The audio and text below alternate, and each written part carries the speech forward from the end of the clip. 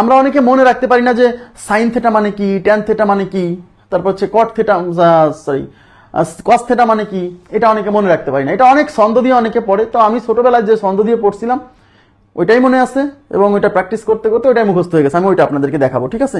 প্রথমে লিখবো নাম্বার 1। হ্যাঁ, নাম্বার 1 ছন্দ হচ্ছে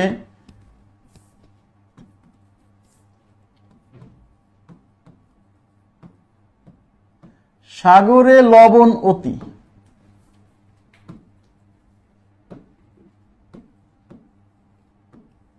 সাগরে লবণ অতি, ঠিক আছে? আচ্ছা, এই ত্রিকোণমিতিক অনুপাতগুলো কিন্তু অবশ্যই সমকোণী ত্রিভুজের সাথে রিলেটেড। আবার বলছি, সুতরাং আমরা সমকোণী ত্রিভুজ ভুলে যাব না, ঠিক আছে? এটা হচ্ছে সমকোণ, সমকোণের বিপরীত বাহু এটা হচ্ছে অতিভুজ, আর এই কোণটাকে আমরা সূক্ষ্মকোণ, এই সূক্ষ্মকোণের সাপেক্ষে হিসাব করব। এটা সাপেক্ষে হিসাব করলেও সমস্যা নেই। তাহলে এই সূক্ষ্মকোণের বিপরীত বাহু এটা হচ্ছে লম্ব, ওকে, আর এটা তাহলে কি ভূমি। আচ্ছা, তাহলে সাগরে লবণ অতি, আচ্ছা এই কথাটা কি মিথ্যা? মিথ্যা না, এটা কিন্তু সত্য। সাগরে লবণ অতি, কারণ কি সাগরের পানিতে মানে অতিরিক্ত মাত্রায় লবণ থাকে, এই জন্য বলা হচ্ছে সাগরে লবণ অতি। অতি মানে হচ্ছে অতিরিক্ত পরিমাণ। হ্যাঁ, এই যে সাগর না, এই সাগর দ্বারা আপনি মনে রাখবেন সাইন থেটা। এই সাগর দ্বারা মনে রাখবেন কি? Sine theta. এই লবণ, এই লবণের প্রথমে ল না, আবার লম্বের প্রথমেও কিন্তু ল। এই লবণ দ্বারা বুঝতে হবে, এই ল দ্বারা বুঝতে হবে লম্ব, তাহলে লবণে হচ্ছে লম্ব, ঠিক আছে? আর এই যে অতি, অতি, এই অতি মানে হচ্ছে এই অতিভুজের, হ্যাঁ এটা হচ্ছে অতিভুজ। তার মানে সাগরে লবণ অতি, এইটা আসলে সাইন থেটা বোঝাচ্ছে। সাইন থেটা, আর সাইন থেটা ইকুয়াল টু কি? অতএব সাইন থেটা ইকুয়াল টু কি? এই যে লম্ব ডিভাইডেড বাই অতিভুজ, এই যে লম্ব ডিভাইডেড বাই অতিভুজ, তাহলে উপরে যাবে লম্ব, মানে প্রথমে যেটা থাকবে সেটা উপরে লম্ব, আর নিচে কি? অতিভুজ। লম্ব ডিভাইডেড বাই অতিভুজ, তাহলে সাইন থেটা মানে ত্রিকোণমিতিক। সাইন থেটা কি? সাইন থেটা একটা ত্রিকোণমিতিক অনুপাত, আর এই সেটা সমান সমান কি? ঠিক আছে, সেটা সমান সমান হচ্ছে লম্ব ডিভাইডেড বাই অতিভুজ। ক্লিয়ার? এখন আমার প্রশ্ন হচ্ছে, আমি যদি এই অতিভুজকে উপরে দেই, লম্বকে নিচে দেই, সেটা কি আলাদা একটা অনুপাত না? সেটা কিন্তু আলাদা একটা অনুপাত, ঠিক আছে? আচ্ছা, এই অতিভুজকে উপরে দেবো, লম্বকে নিচে দিব, সেটা আলাদা একটা অনুপাত। তাহলে এই লবকে হর করব, হরকে লব করব, তার মানে এই পাশে উল্টাই দিব, তাহলে এই পাশে উল্টে যাবে না? উল্টে যাবে। তার মানে আমি যদি এখানে অতিভুজ বাই লম্ব লিখি, অতিভুজ বাই লম্ব লিখি, ঠিক আছে, তাহলে সেটা কি সাইন হচ্ছে? না। এই পাশে উল্টাই দিচ্ছি, তাহলে এই পাশে উল্টাই দিতে হবে। এই পাশে নিচে কিন্তু কিছু না, আমার 1 আছে, তার মানে উল্টে গেলে কি হবে? উল্টে গেলে এটা হবে 1 by sine theta. 1 by sine theta, 1 by sine theta মানে কি? 1 বাই সাইন থেটা মানে হচ্ছে সাইনের উল্টা, আর এই 1 বাই সাইন থেটাকে বলা হয় কসেক থেটা। এদিকে তাকান, এই 1 বাই সাইন থেটার পরিবর্তে লেখা হয় কসেক থেটা। এই জন্য বলে কসেক থেটা মানে হচ্ছে অতিভুজ বাই লম্ব। তার মানে এই সাইন থেটার উল্টা কি? Cosec theta. এইখান থেকে অবশ্যই মাথায় রাখবেন, সাইডে লিখে রাখবেন দরকার হয়, সাইন থেটার উল্টা হচ্ছে কসেক থেটা। আমি আবার বলছি, ভুল করবেন না, আপনি মনে রাখবেন শুধু সাইন থেটা, আর আপনার মাথায় থাকবে সাইন থেটার উল্টা হচ্ছে কসেক থেটা। এই জন্য সূত্র লেখা থাকে যে cosec theta equal to 1 by sine theta. Cosec theta equal to কি? 1 বাই সাইন থেটা, এরকম লেখা থাকে, দেখবেন যে cosec theta is equal to 1 by sine theta, এরকম লেখা দেখছেন না? বলে না যে কসেক থেটা হচ্ছে সাইন থেটার উল্টা, এই জন্য। ওকে, আচ্ছা, তাহলে আমি আবার বলছি, কসেক থেটা মানে এই সাইন থেটা আপনি মনে রাখবেন সাগরে লবণ অতি। সাগরে মানে সাইন থেটা, লবণে লম্ব, অতিভুজ হচ্ছে, অতিতে হচ্ছে অতিভুজ, তাহলে সাইন থেটা ইকুয়াল টু লম্ব ডিভাইডেড বাই অতিভুজ, এটা হচ্ছে সাইন থেটা। এখন লম্ব বাই অতিভুজ না নিয়ে কেউ যদি অতিভুজ বাই লম্ব নেয়, উল্টা নেয়, তাহলে তো আর একটা ত্রিকোণমিতিক অনুপাত হবে, সেই ত্রিকোণমিতিক অনুপাতের নাম হচ্ছে কসেক থেটা। এই জন্য এইটাকে উল্টাই দিলে যেহেতু কসেক থেটা পাওয়া যায়, তাই কসেক থেটা হচ্ছে সাইন থেটার উল্টা। মনে রাখবেন, কসেক থেটা হচ্ছে সাইন থেটার উল্টা। এই জন্য আপনি কসেক থেটা সাইন থেটা দুইটাই মনে রাখবেন না প্লিজ, আমি নিজেও মনে রাখি না। আমাকে কেউ যখন বলে কসেক থেটা ইকুয়াল টু কি, আমি সরাসরি উত্তর দেন, আমি চিন্তা করি কসেক থেটা কার উল্টা? ও, কসেক থেটা সাইন থেটার উল্টা, তাহলে সাইন থেটা ইকুয়াল টু লম্ব বাই অতিভুজ, তাহলে কসেক থেটা ইকুয়াল টু, তারপরে চিন্তা করতেছি অতএব কসেক থেটা ইকুয়াল টু অতিভুজ বাই লম্ব। আমি আবার বলছি, আমি নিজেই কিন্তু দুইটাই মনে রাখি না, আমি নিজে কেবল সাইন থেটা মনে রাখি। তাহলে সাইন থেটা মনে রাখি, যদি আমাকে কেউ জিজ্ঞাসা করে কসেক থেটা কি, আমি মাথায় নিয়ে আসি কসেক থেটা কার উল্টা? সাইন থিটার উল্টা। ওকে ফাইন, সাইন থিটা মানে হচ্ছে লম্ব বাই অতিভুজ, তাহলে কসেক থিটাকে উল্টা দিতে, কসেক থিটা মানে লম্ব বাই অতিভুজের উল্টা হবে, তাহলে অতিভুজ বাই লম্ব হবে। ক্লিয়ার? আমি নিজেও কিন্তু দুইটা মনে রাখি না, তাহলে সাইন থিটার ব্যাপারটা ক্লিয়ার। এখন 2 নাম্বার, সাগরে লবণ অতি। আচ্ছা, সাগরে লবণ অতি মানে, আচ্ছা আপনারা কি মানে গোরস্থান যেখানে হচ্ছে মানে মানুষকে, মৃত মানুষকে কবর দেওয়া হয়, গোরস্থান বলে, কবরস্থান বলে, এর পাশ দিয়ে হেঁটে যাওয়ার সময় ভয় করে না?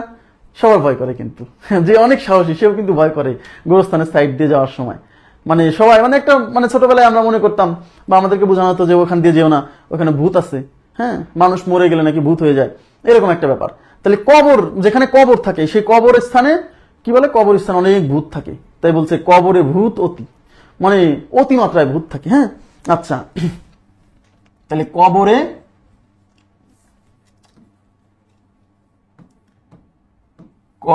ভূত অতি,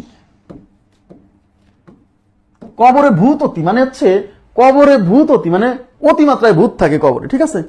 আচ্ছা, তাহলে এখন এই কবর দেখেন, আমি কিন্তু আবার বলছি, এই যে এটা সমকোণী ত্রিভুজ, এটা হচ্ছে অতিভুজ, আর আমরা এই সূক্ষ্মকোণের সাপেক্ষে নির্ণয় করব, তাহলে এটা হচ্ছে লম্ব, সূক্ষ্মকোণের বিপরীত বাহু, হ্যাঁ এটা হচ্ছে ভূমি। আচ্ছা, তাহলে এই কবরে হচ্ছে কজ থিটা, বুঝতে পারছেন? কবরে হচ্ছে কজ থিটা। এই যে কবরে মনে করেন সি আছে, কবরে সি আছে, কোথায় সি না কবর, আর কজের সি আছে, তাহলে কবরে কজ। হ্যাঁ, আর এই ভূত মানে হচ্ছে ভূমি, ভূত মানে হচ্ছে ভূমি, আর এই অতি মানে হচ্ছে অতিভুজ, অতি মানে হচ্ছে অতিভুজ। তাহলে দেখেন, তাহলে cos θ ইকুয়াল টু ভূমি ডিভাইডেড বাই অতিভুজ, মনে থাকবে? তাহলে অতএব cos θ ইজ ইকুয়াল টু ভূমি ডিভাইডেড বাই অতিভুজ, cos θ ইজ ইকুয়াল টু ভূমি ডিভাইডেড বাই অতিভুজ। ওকে, তাহলে কবরে ভূত অতি, কবরে ভূত অতি, কবরে হচ্ছে cos, ভূতে হচ্ছে ভূমি, অতিতে হচ্ছে অতিভুজ, তাহলে কবরে ভূত অতি। আচ্ছা, এখন প্রশ্ন হচ্ছে, আমি যদি এখন ভূমি বাই অতিভুজ না নিয়ে আমি যদি অতিভুজকে উপরে দেই, মানে উল্টাই দেই, এটাকে উল্টাই দেই, তাহলে অতিভুজ আর ভূমিকে নিচে দেই, তাহলে কি এটা কি আর একটা ত্রিকোণমিতিক অনুপাত না?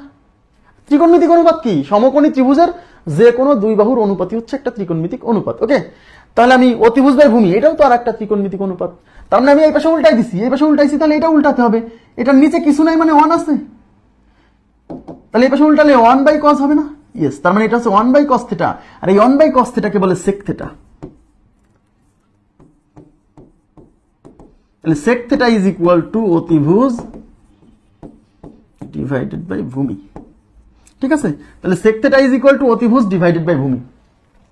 এই যে এই cos θ এর এই অনুপাতকে উল্টাই দিয়ে আমি sec θ পাইছি, তাই sec θ কে বলা হচ্ছে cos θ এর উল্টা, এই জন্য লেখে sec θ equal to 1 by cos θ, সূত্রে লেখা আছে দেখবেন যে sec θ is equal to 1 divided by cos θ। ওকে, এই পর্যন্ত ক্লিয়ার?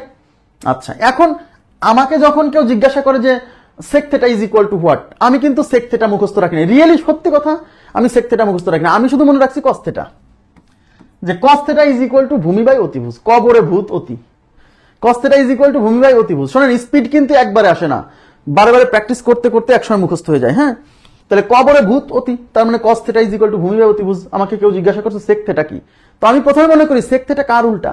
আচ্ছা, sec θ হচ্ছে cos θ এর উল্টা, তাহলে cos θ কি? cos θ ইজ ইকুয়াল টু ভূমি ডিভাইডেড বাই অতিভুজ, তাহলে sec θ যেহেতু cos θ এর উল্টা, তাহলে sec θ হবে ভূমি বাই অতিভুজের উল্টা, মানে অতিভুজ বাই ভূমি। তাহলে আপনি কিন্তু মনে রাখবেন cos θ, আর মাথায় রাখতে হবে sec θ হচ্ছে cos θ এর উল্টা, তাহলে আপনি এই অনুপাতটা মনে থাকবে। 6টা মনে মুখস্থ করতে গেলে কিন্তু বিপদ আছে। হ্যাঁ, আচ্ছা, তাহলে গেল sec θ cos θ এর ব্যাপারটা গেল, কবরে ভূত অতি। আচ্ছা, এখন প্রশ্ন হচ্ছে 3 নাম্বার, এই যে কবরে যে ভূতগুলা, মানে কবরে যে অতিরিক্ত মাত্রায় ভূত আছে, আমরা বলছি এই ভূতগুলা কেমন? এই ভূতগুলা হচ্ছে টেরা এবং লম্বা। টেরা মানে তো বোঝেন, যে যার মানে চোখের মানে সে বস্তুর অবস্থান ঠিক মতো নির্ণয় করতে পারে না, যে তাকায় থাকে একদিক, মনে করেন যে আপনার দিক মানে আরেক দিক তাকায় আছে, সে কিন্তু আপনার দিকে তাকায় আছে, এরকম হয় না? অনেকের চোখে সমস্যা থাকে, দেখবেন যে তাকায় আছে একদিক, সে আসলে ওইদিকে তাকায় নেই, অন্যদিকে তাকায় আছে, এটাকে বলা হচ্ছে টেরা গ্রামীণ ভাষায়। আচ্ছা, এটা আর মানে এটা চক্ষুর একটা ত্রুটি আছে, বিষমদৃষ্টি ত্রুটি, এটাকে বলে বিষমদৃষ্টি ত্রুটি। আচ্ছা, এখন মানে বস্তুর অবস্থান ঠিকঠাক মতো নির্ণয় করতে পারে না। হ্যাঁ, তাই এই ভূতগুলো হচ্ছে টেরা লম্বা, মানে অনেক লম্বা এবং টেরা, ঠিক আছে। তাইলে সেই ভূতগুলা কেমন? কবরে ভূত মানে অতিমাত্রায় ভূত থাকে, সেই ভূতগুলা কেমন? টেরা লম্বা ভূত। সেই ভূতগুলো হচ্ছে টেরা এবং লম্বা। টেরা এবং লম্বা। আচ্ছা, তাহলে এটা সমকোণ, তাহলে এটা হচ্ছে অতিভুজ। ওকে, এটা হচ্ছে আমাদের সেই সূক্ষ্মকোণ, তাহলে সূক্ষ্মকোণের বিপরীত বাহু হচ্ছে লম্ব, আর বাকি যেটা আছে সেটা হচ্ছে ভূমি। তাহলে ভূতগুলো কেমন? টেরা লম্বা ভূত। এই টেরাতে ট্যান থেটা, ট্যান থেটার প্রথমে টি আছে, টেরাতে টি আছে, ট আছে। হ্যাঁ, তো এটা হচ্ছে ট্যান থেটা। আর ভূতগুলো কেমন? লম্বা। এই লম্বা তো হচ্ছে লম্ব, আর ভূতে হচ্ছে ভূমি। তাহলে tan theta is equal to কি হচ্ছে? লম্ব ডিভাইডেড বাই ভূমি। তাহলে অতএব tan theta is equal two লম্ব ডিভাইডেড বাই ভূমি। তাহলে tan theta is equal two লম্ব বাই ভূমি। Tan theta is equal to কি? লম্ব ডিভাইডেড বাই ভূমি। আচ্ছা, এখন প্রশ্ন হচ্ছে লম্ব বাই ভূমি না নিয়ে কেউ যদি এটাকে উল্টায় দিয়ে ভূমি বাই লম্ব নেয়, তাহলে কি আরেকটা অনুপাত হবে না? অবশ্যই হবে। তাহলে কেউ মনে করেন যে ভূমি বাই লম্ব নিল, উপরে ভূমি দিল আর নিচে দিল হচ্ছে লম্ব, তাহলে ভূমি ডিভাইডেড বাই লম্ব। তাহলে এই যে এই পাশে যে উল্টায় দিল, তাহলে এই পাশে উল্টায় দিতে হবে। এই ট্যানের নিচে কিছু নেই, মানে 1 আছে, তাই এটাকে উল্টায় দিলে কি হবে? 1 বাই ট্যান থেটা। তাহলে 1 by tan theta equal to ভূমি বাই লম্ব, আর এই 1 বাই ট্যান থেটাকে বলে cot theta. Cot theta is equal to ভূমি ডিভাইডেড বাই লম্ব।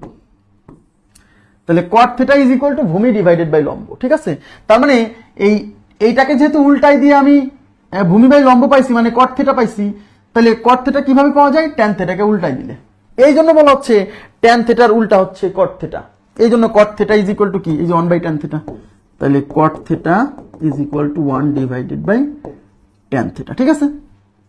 তাহলে এখন তাহলে ট্যান থেটার উল্টা কি? ট্যান থেটার উল্টা হচ্ছে কট থেটা। ট্যান থেটার উল্টা বা বিপরীত যাই বলেন, সেটা হচ্ছে কট থেটা। এখন প্রশ্ন হচ্ছে আমাকে যখন কেউ জিজ্ঞাসা করে কট থেটা ইজ ইকুয়াল টু কি, আমি কিন্তু কট মনে রাখি না, আমি মনে রাখছি ট্যান, আর মনে রাখছি কট হচ্ছে ট্যানের উল্টা।